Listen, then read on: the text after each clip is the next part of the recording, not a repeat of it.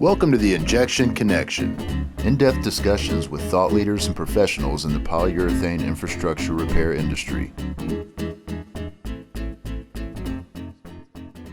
What are some of the the common mistakes you see over and over again?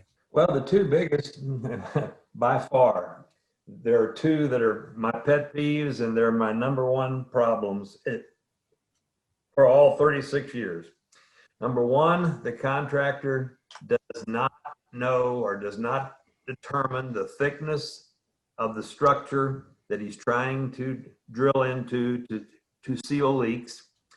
He puts his injection holes too close to the crack or joint, and he drills at such a shallow angle that, let's just say it's a 12-inch thick wall, and he's actually intersecting the crack 2 or 3 inches in.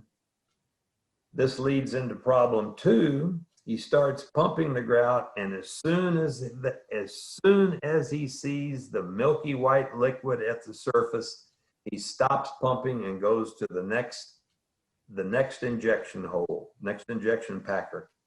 So he may have filled 4 or 5 inches at best of that 12 inches. All the rest of that crack is wide open. The water is still on the reinforcing steel, corroding it. It's finding hairline cracks. It's wicking off into other areas. So those are number one and number two above everything. Number three, and this is mainly contractors make this mistake.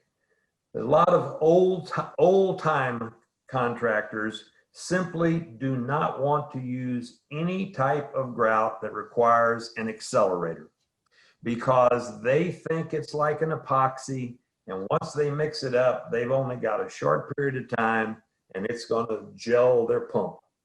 And I have talked until I'm blue in the face. So they use hydrophilics on everything. Now, if you're down in a sewer, I know you got a lot of experience in sewers and manholes and stuff, you're okay because it's wet all the time. But boy, you get up in the kind of thing that I've done mostly through the years here in Texas, where you got wet-dry cycling. You put the hydrophilic in there, and it's almost assuredly going to weep at some point in the future. So those are really the three biggest problems. The first two are the biggest by far.